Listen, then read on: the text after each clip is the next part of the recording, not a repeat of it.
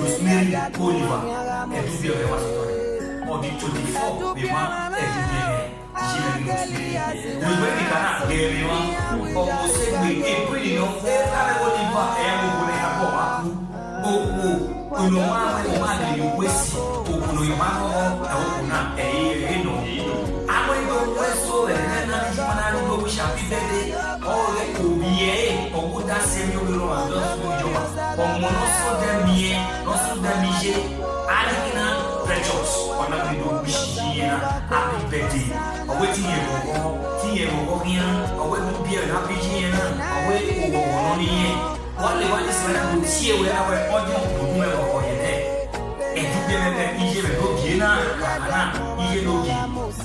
Mrs. Rosemary Oliver. You know, but I like it on my talk when he did. You have to happy birthday, happy birthday, happy birthday, happy birthday.